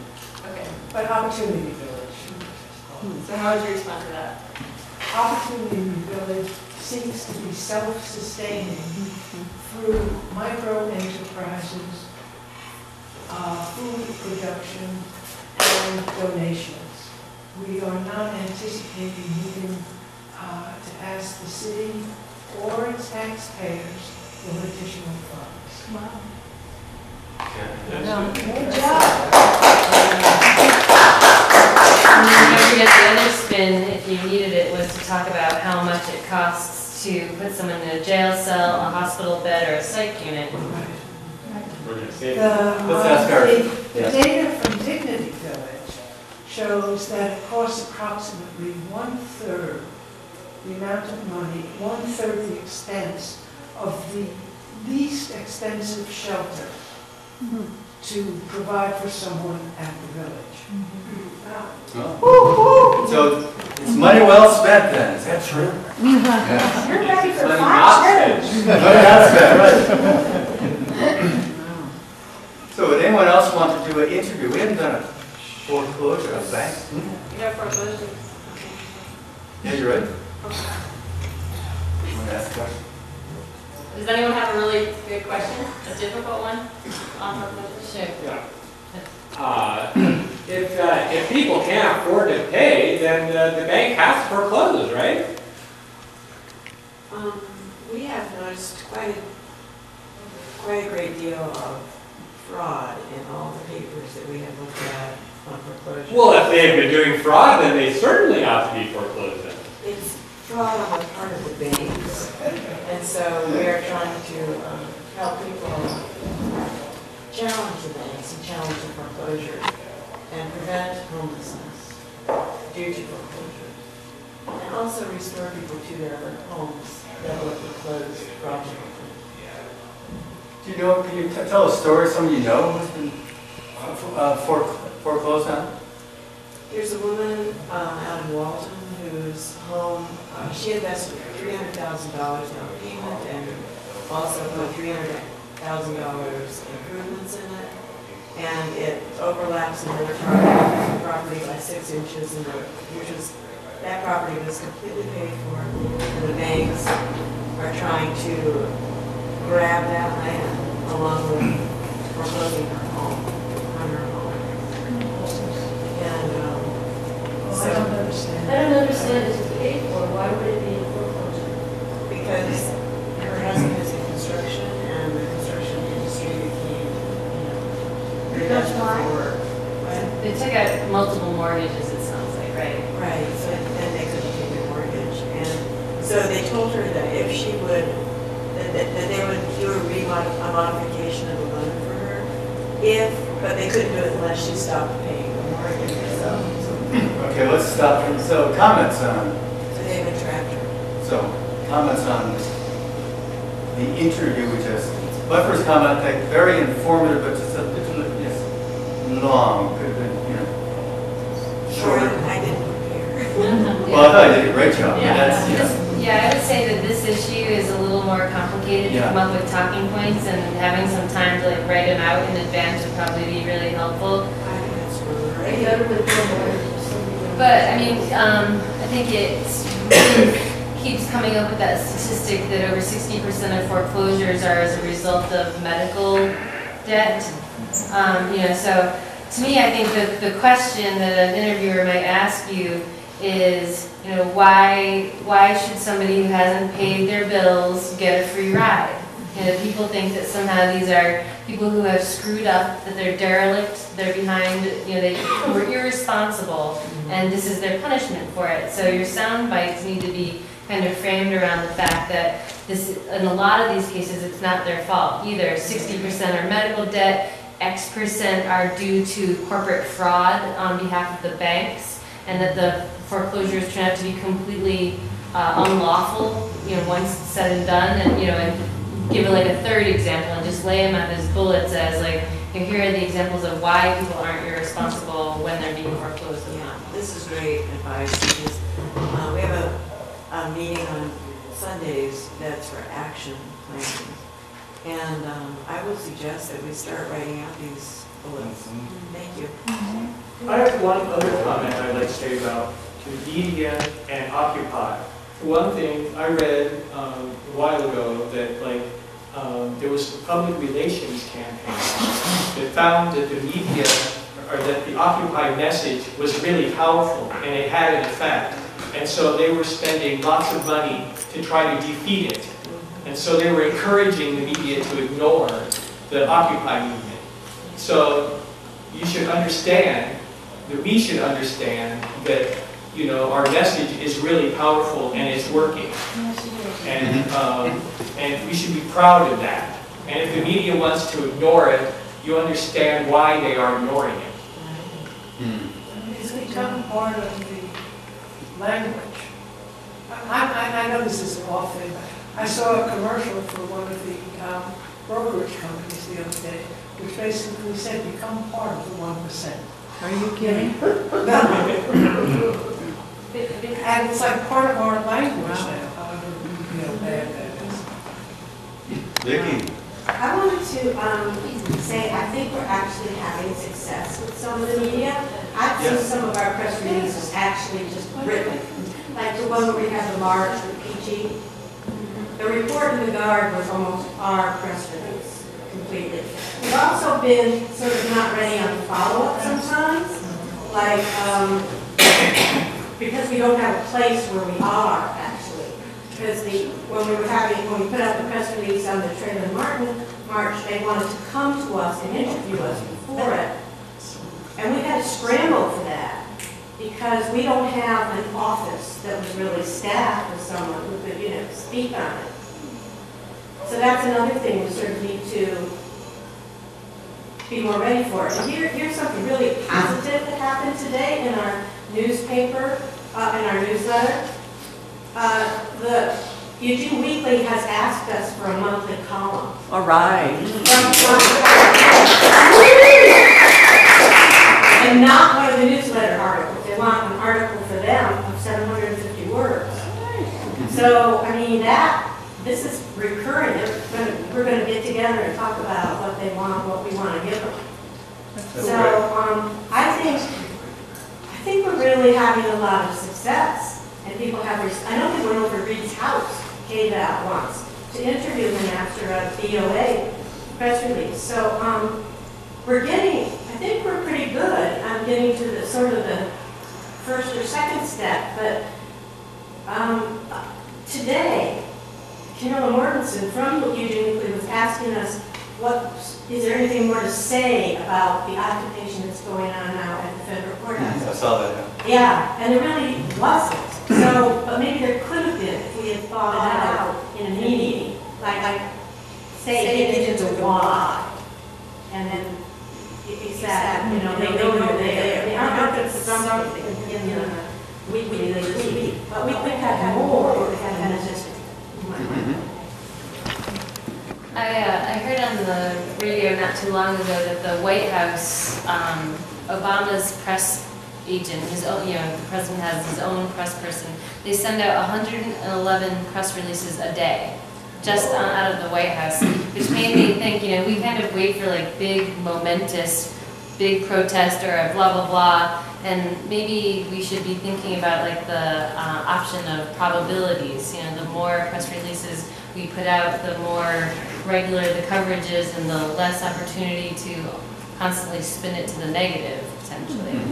And then sort of the other side of that, though, is that if we bombard them with too many press releases about little things, then they're not going to really, kind of going to overwrite when we send something. And if we just send stuff that's really big, and they're going to pay more attention, which I think has sort of been what we've been doing in ComCom. But if that's not a good strategy, then that's what we should think. But then if you have the press releases and you do the actions corresponding with something that's naturally going on, then it has more impact. Or stabilize us. So, excuse me, Lauren,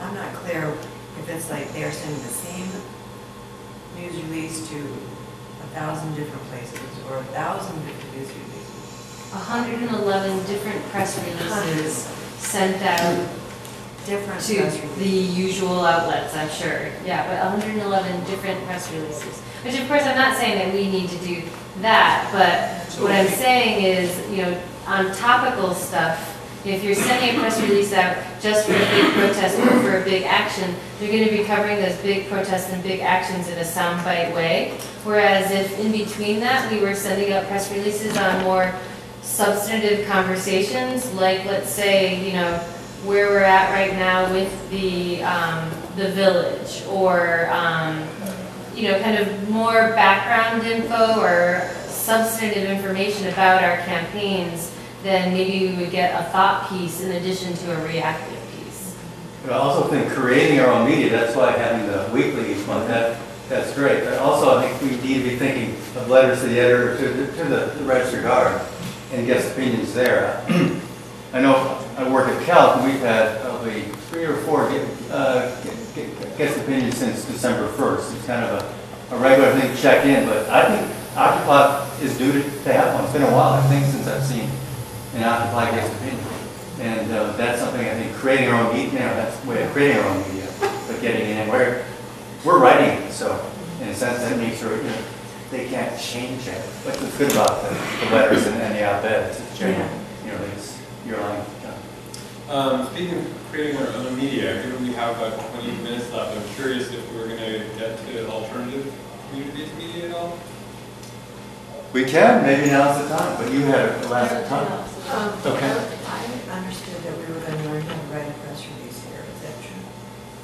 Was that a misconception? Well, I think what we put on there for the description of this was more than we could probably cover in a session. I would be happy to work with you on that, and there's others here who know how to write a press release. Some people folks under the weekend. We also have some really good information on a Crackgrass page under communications, and specifically it shows how to write an OE press release as well as general tips for writing press releases. Can that be on somewhere that's more usable, like non-Crabgrass, anything? Yes. Yeah, just let me know if there's another place, like email? The website would be fine.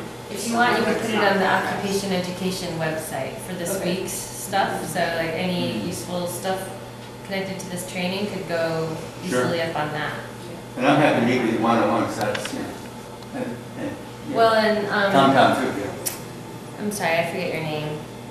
Matt. Matt, kind of, when he said PSA, that's basically a press release. So he did kind of give out the bare bones of an outline of what parts a press release has. So, Matt, how long is a press release? How long do you want it? I don't know if there's any, I mean, 1 or 2 pages. Oh, it should be under a page. Generally, I'd say, one page. I never send off longer than 1 page. Yeah. So, in computer land, that looks like 350 words? Think about it as like 4 paragraphs. 4 paragraphs, is what they yes. usually say. Yeah, 1 page is about 300 words. Oh, 300 words, yeah, okay. 300 words for a press release. Shannon, did you? I did. I wanted to say that one thing I wanted to say about KLCC was that when I took it upon myself to deliver the stockings of coal to the banks, I just stopped by KLCC. I walked in there and I said, I just left this bank and I wanted to tell you that I had just done this action. They said, oh, come right in and we'll record you and put it right up on the air. So there, I think that there's a powerful moment of when something happens. If you just walk in the door, some of these places are very open-armed, particularly KLCC was all about it. I was surprised, actually, and completely unprepared. Which brings me to the other thing, which is that I went to Occupy Portland and listened to a guy named Art Sass, who was amazing, and he's the person who does interviews and the media for the governor and the Trailblazers, and he shared a lot of the valuable information, which I recorded and is on the media page as well as Occupy Eugene Facebook video page. And the workbook is available on Crabgrass, and maybe that can be something that we'll also make available easily through the Occupation Education page, because it had some really amazing stuff. And one of the things he talked about was the 3 C's, and unfortunately I don't remember the third one, but 2 of them were, he pointed out that the press came to Occupy because it was controversial. Yes. And they stayed because it was, they came, I'm missing the first C. Compelling? What you want to do is stay in the world of compelling. And they stayed, there was the first C they came for a certain reason, which was the first C, I'm so sorry. And it's in his write-up about things in that workbook. But then they stayed because it was controversial. And then what we want, though, is to move them to compelling. And to stay in the compelling world, not in the controversial world. So those 3 things are something the press really looks for. And he had a lot of really interesting information. And that workbook walked through some amazing stuff. It's called the Ovation Training. And one of the things he said is that when the press comes to you and they say they want an interview, that you not just start speaking. That you say, can we do that in 20 minutes? And you go through these steps in his workbook. And one of the steps was to figure out if you're the right person to do the interview. Maybe there's somebody else that's smart, that is about that subject, that can do better than you. So then you get them to do that. And there was a lot of different things that he went over. It was a 2-hour thing, and I think it really would be beneficial to people here if they want to check it out. And I'll make it available. What is it called again? The Ovation Training Workshop, and it's a whole YouTube video and the workbook. We put it all up available for people to check out, and it has some really valuable information in it. So let's get it on the Occupation Education site for today's training. So if you go on today's training, we'll get those things up there. And speaking of alternative media, Janet, could you talk really briefly about Occupy TV? Yeah,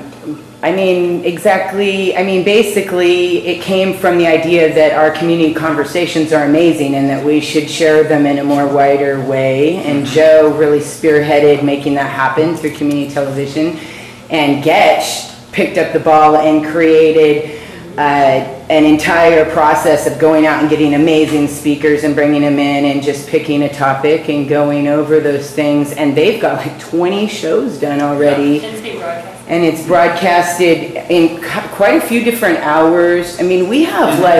We probably have at least 2 to 3 hours, I should say a couple hours a day on community television going out about Occupy in one way, shape, or form, which is a limited group.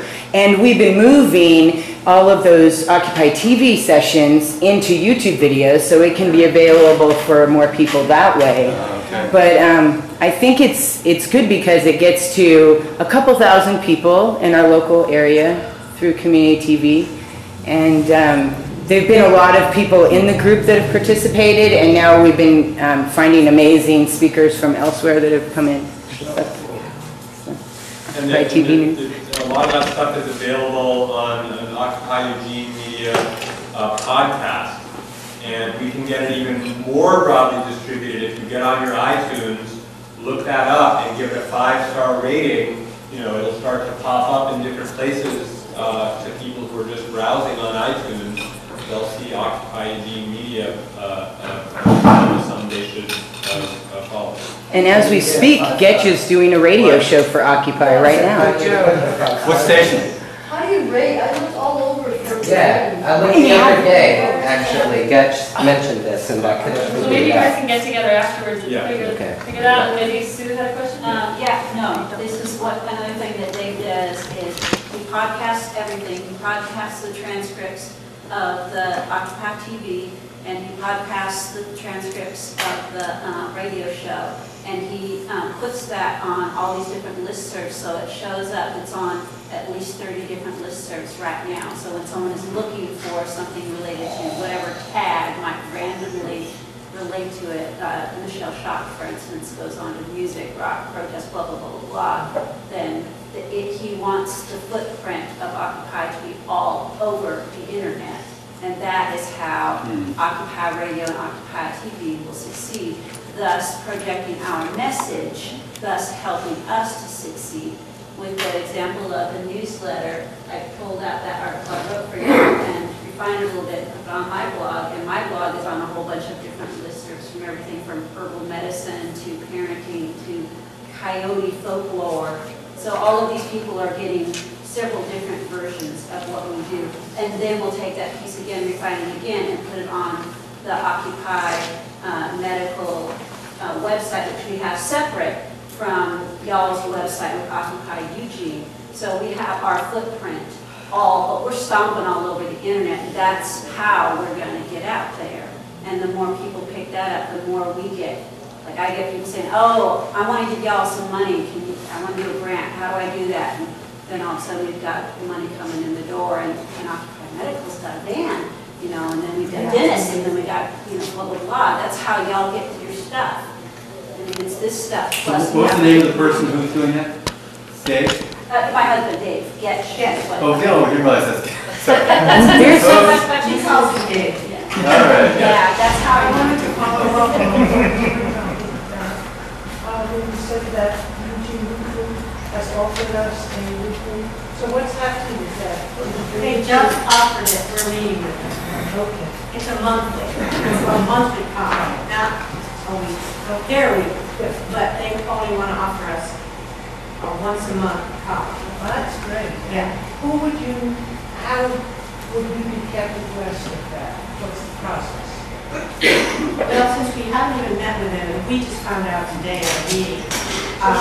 Who's we? The newsletter, come to the newsletter meeting is Wednesdays, 11. Then you would. We will probably, yes, we probably will write something about that. And we will also put it out on the listservs and on Facebook and on everything else.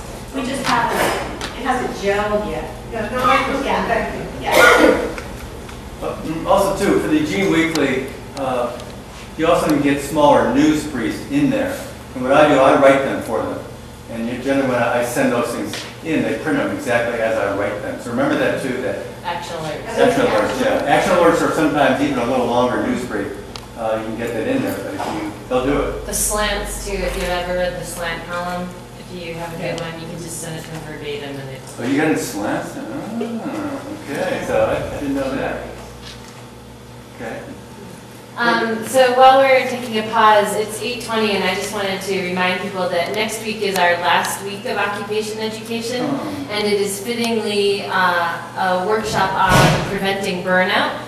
So a woman by the name of Kate Gessert is going to come and lead us through some Joanna Macy exercises, as well as giving tips on how to remain effective without frying and losing your ability to cope with your fellow humans. So come to that. And then after this week is over, there may be a little bit of a break while we move locations and stuff, but then Mary B is interested in kind of starting up another series that might entail bringing some different kinds of speakers in on this Wednesday time slot. So there may be a little bit of a break, but if folks are around. Those will specifically be on communication issues. So, you know, everything from the interpersonal nonviolent communication, compassionate communication, to things like consensus, why we do it, some more of the spirit of it, not just the hand motions. Yeah, so Kate asks that everybody be there on time next week because it's hard to orient new people if they straggle in. And if anybody else has any ideas of other trainings that they think the movement would benefit from, definitely feel free to contact me or Mary. You know, this wasn't hard to put together, 15 weeks worth of trainings, and I think overall we're all feeling like it was a really productive, worthwhile venture, and anybody could put this together and do something similar, and I'm happy to help for the next person that wants to take it on. And thanks to Lauren for putting it together. Before we end, I promised my friend Barkley came here to briefly tell us about Twitter, which is, she is a person who communicates via Twitter all around the world. And anonymously, I'm not anonymous, but I communicate by Twitter anonymously. And there's somebody named Joe Mama's Nuts here in Eugene on Twitter. And whoever that is, I would want to out him or her. But I do communicate with that person. And one of the things that the original Occupy group does very well, and people who are extraordinarily effective with Facebook and Twitter, is that just like you would hand take a piece of your newsletter to Katie Al's office, to Eugene Weekly's office, that their Twitter handle and their Facebook page should be considered an office outlet. So when you put out your Occupy puts out a lot of great stuff, but then you should mention or hashtag in all of your local media, so that means retweeting that same tweet 20 times. And also the other strategies, Twitter and Facebook, I mean, you know, different things. It's like surfing. There's, you know, some people are up at 2 o'clock in the morning, some people are up at 2 in the afternoon. Is that if you have an important event, you keep repeating it like and you can find a free app that does that. So if you have a news release, it pops that same information out every 6 hours. So a lot of professional websites have some core information they want people to see, and you've got to do it 50 times prior to an event, and you'll get more questions. But you've got to go, hey you, I'm telling you about this event, which means hashtagging and mentioning. So there's Occupy together, and then what's hashtagging? Hashtagging is that's your keyword mention. So applications. So there are free applications that support Twitter and Facebook. Oh, there's millions of applications now that support Twitter. So if I mention the name, somebody will say, oh well, there's blah blah blah. So those are two really powerful strategies. And Occupy Wall Street, New York City, which was the original Occupy guys. That's what they started doing. I mean, the way they let the planet know that they were going to be doing something was by Twitter in the first place. And that's how they got people from all over the world to come to that one place. So those, the finding your, and also hashtagging and mentioning your allies.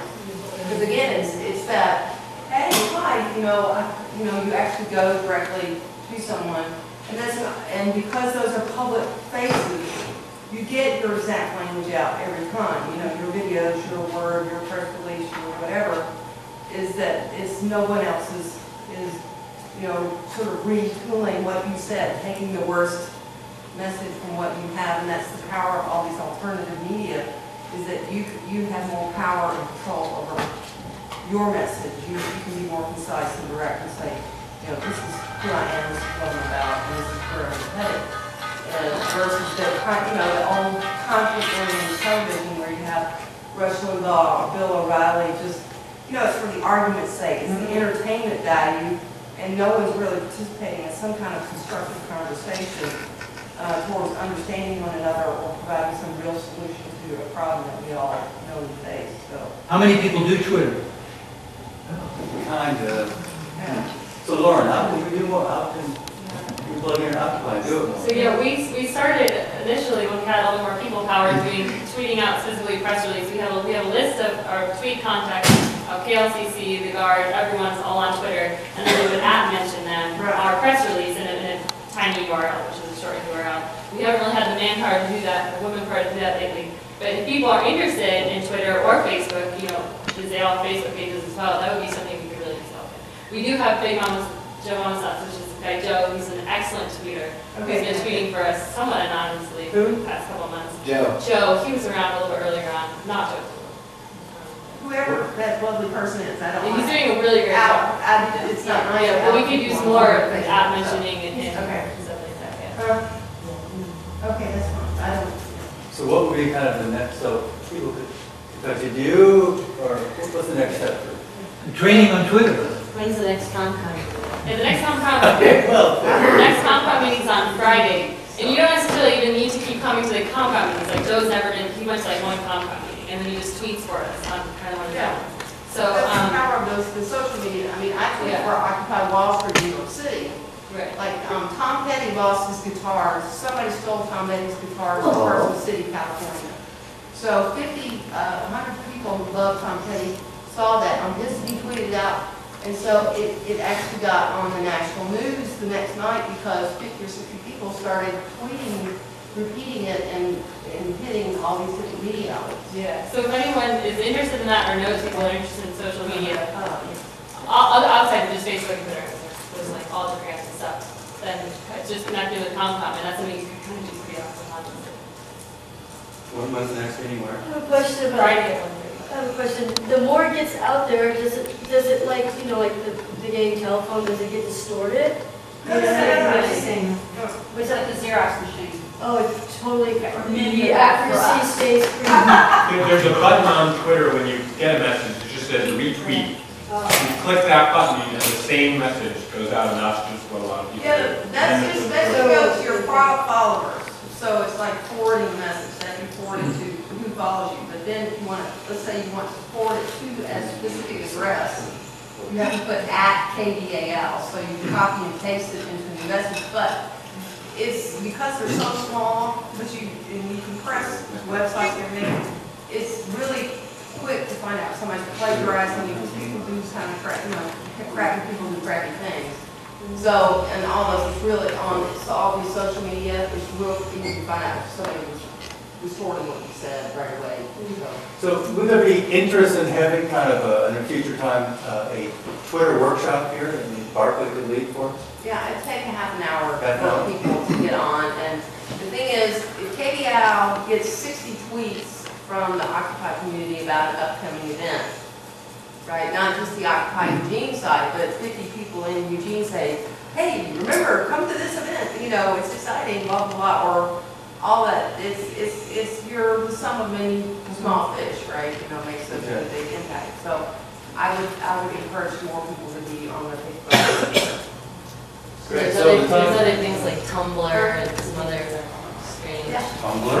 Yes. This guy? Yes, new. I can't even barely describe it to you, but I know CLBC is doing something around this. So folks can contact me, I can contact Bart, those want to find more about Twitter, you can work through me. If you want to be here anonymous, so. Real fast. Plato.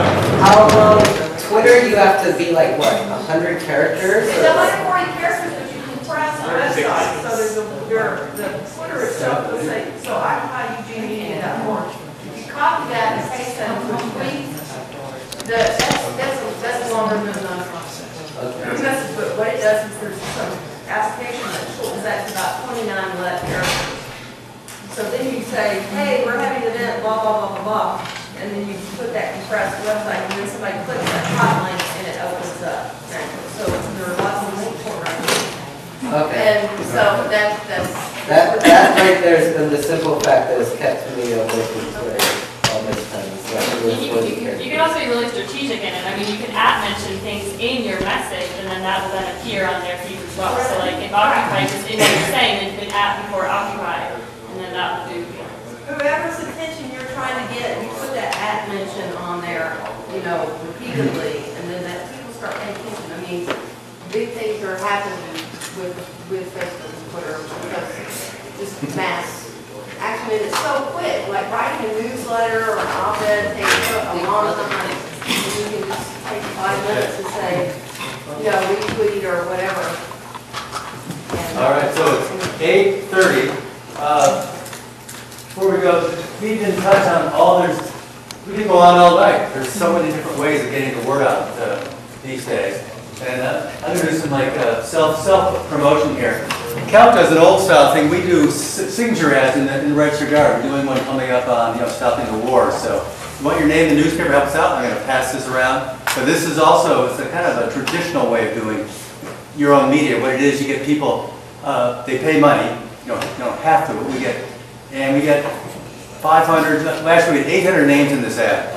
And then we send it out to our elected officials, and it goes out not only in the newspaper, but also online. It's a really kind of a traditional way of using print media to get your word out. If folks have any questions about that, it's also a way to raise money for your organization. We've taken more money than we spend in this ad, so that's another way of Occupy thinking, because we want to reach out. Twitter, I mean, it's great, but there's still people who get their newspaper at their home every day, and that's where they get their news. So that still exists. So we got to do it all. So thanks for everybody coming here tonight.